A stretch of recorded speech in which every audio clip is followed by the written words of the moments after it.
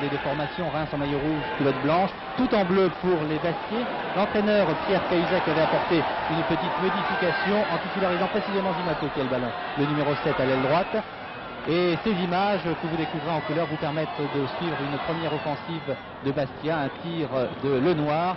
Dans les buts de Reims, bien sûr, toujours Marcel Aubourg. Et dans les buts de Bastia, un jeune, Veller, qui vient d'Angers. Encore une offensive de Zimaco.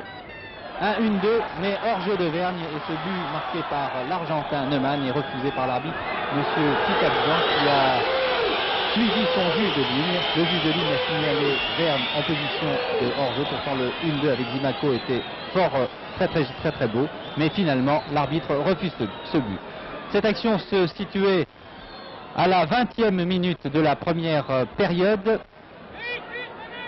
À signaler que dans l'équipe de Bastia, il y avait tout de même un grand absent, c'est Papy, et puis aussi le gardien Gilly, blessé contre Sochaux, alors qu'à Reims, on n'a toujours pas remplacé Carlos Bianchi. Pourtant, les Rémois sont allés chercher à Anvers un joueur suédois de 28 ans, Ove Eklund, 16 fois international, et qui disputait son premier match avec le maillot numéro 9 aujourd'hui.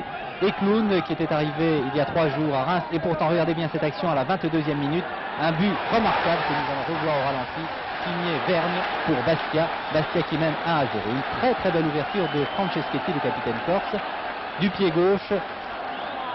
Regardez bien la passe de Franceschetti, une tête de Vergne, on peut dire qu'il se donne le ballon, et une reprise instantanée du pied droit dans un angle un peu difficile tout de même. Et à la 22e minute de jeu, Bastia mène par 1-0. Les Bastiais qui ont fait très belle impression en première période, beaucoup d'autorité en défense avec Orlanducci, avec Heidkamp.